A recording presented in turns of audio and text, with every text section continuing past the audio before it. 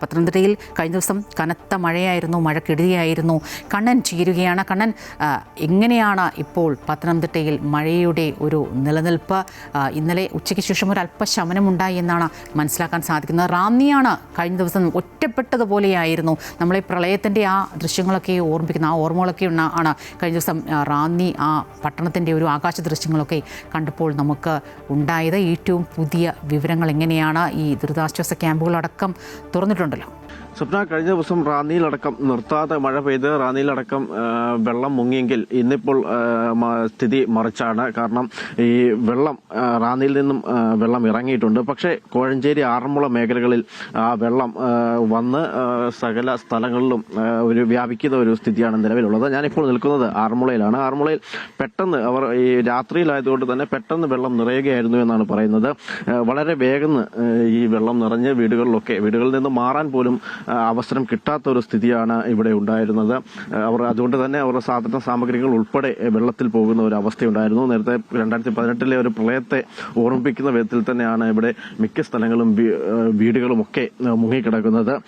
ഏതാണ്ട് 45ഓളം ദുരിതാശ്വാസ ക്യാമ്പുകളാണ് പത്തനംതിട്ട ജില്ലയിൽ മൊത്തത്തിൽ തുറന്നിട്ടുള്ളത്. ഇവിടങ്ങളിലായി 1104 പേരെ മാറ്റിപ്പാർപ്പിച്ചിട്ടുണ്ട്. ചേട്ടാ, എങ്ങനെ പെട്ടെന്നാണോ വെള്ളം കയറിയത്? 10-10:30 ആയപ്പോഴത്തേക്ക് വെള്ളം പൊങ്ങി. പകലൊന്നും കുഴപ്പമില്ലായിരുന്നു. പകല് തെക്കാമല ഭാഗത്ത് മാത്രമേ വെള്ളമുള്ളായിരുന്നു. ഒരു 11 മണി ആയി കഴിയുമ്പോഴത്തേക്ക് പടയെന്നായിരുന്നു വെള്ളം കയറിയത്. അതിൻ്റെ കൂടെ മഴയും ഉണ്ടായിരുന്നു. അതുകൊണ്ട് ഒന്നും മാറാനോ സാധനങ്ങളൊന്നും മാറ്റാനുള്ള സമയമൊന്നും കിട്ടിയില്ല. വിചാരിക്കാതെ അപ്രതീക്ഷിതമായിട്ടായിരുന്നു ഈ വെള്ളം കയറി? അപ്രതീക്ഷിതമായിട്ടാണ് വെള്ളം കയറിയത്. അതുകൊണ്ടൊന്നും ചെയ്യാൻ പറ്റിയില്ല. എല്ലാ സാധനങ്ങളെല്ലാം ഒലിച്ചു പോയി. പിന്നെ പെട്ടെന്ന് പിന്നെ ധൃതി വെച്ചതുകൊണ്ട് കുഞ്ഞുങ്ങളുടെ പാഠപുസ്തകങ്ങളെല്ലാം എടുത്ത് കത്തിവെക്കാൻ പറ്റി.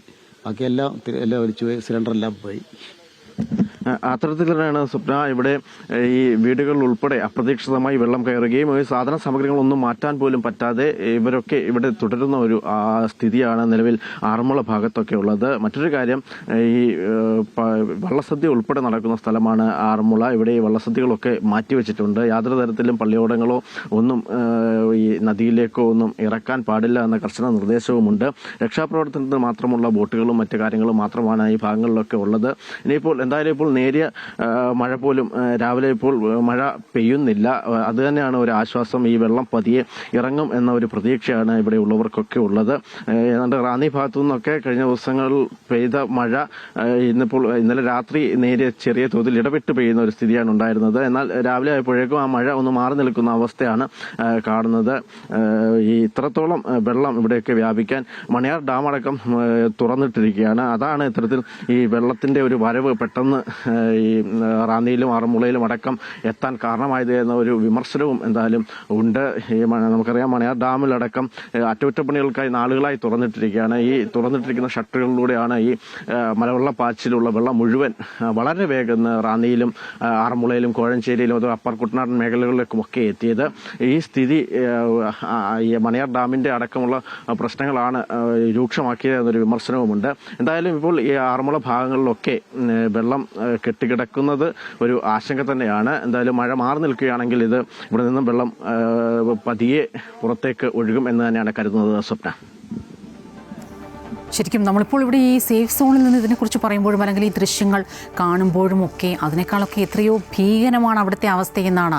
വെള്ളം പെട്ടെന്നങ്ങ് കയറുക, എന്തെടുത്തുകൊണ്ട് മാറണമെന്ന് ചിന്തിക്കാനുള്ളൊരു സമയം പോലും നൽകാതെ കയ്യിൽ കുഞ്ഞുങ്ങളെങ്കിൽ അവരെ മാത്രം അടക്കി പിടിച്ച് സുരക്ഷിത സ്ഥാനങ്ങളിലേക്ക് ഓടിപ്പോവുക. കുഞ്ഞുങ്ങളുടെ പഠിക്കുന്നതിനുള്ള പുസ്തകങ്ങൾ, ഗ്യാസ് സിലിണ്ടറുകൾ, ഏറ്റവും ആവശ്യം വേണ്ട സാധനങ്ങൾ, ഏറ്റവും പ്രധാനമായും അടിസ്ഥാന ആവശ്യങ്ങൾ അല്ലെങ്കിൽ നമ്മുടെ അടിസ്ഥാനപരമായി ടോയ്ലറ്റിൽ പോകുന്ന അടക്കമുള്ള സാഹചര്യങ്ങളിലേക്ക് പോലും പോകാൻ കഴിയാത്ത സാഹചര്യത്തിലേക്ക് നിർജീവമായി നോക്കി നിൽക്കേണ്ട ഒരു കൂട്ടം ജനങ്ങളുടെ ഒരു സാഹചര്യം അതാണ് നമ്മൾ കാണുന്നത്. നമ്മളിപ്പോൾ ഇവിടെ നിന്ന് ഈ സ്റ്റുഡിയോയിൽ നിന്ന് പറയുന്നത് പോലെയോ അല്ലെങ്കിൽ ഒരു സേഫ് സോണിൽ നിന്ന് പറയുന്നതിനൊക്കെ എത്രയോ അപ്പുറമാണ് അവിടുത്തെ ആ ദുരിത കാഴ്ചകളെന്നാണ്. ഒരു ദിവസത്തെ മഴയിലാണ് ഇതെല്ലാം സംഭവിക്കുന്നത്. ഇനിയുള്ള ദിവസങ്ങളിലും ഈ മഴയെല്ലാം ഇതുപോലെ തുടരും എന്ന് തന്നെയാണ് മനസ്സിലാക്കേണ്ടത്.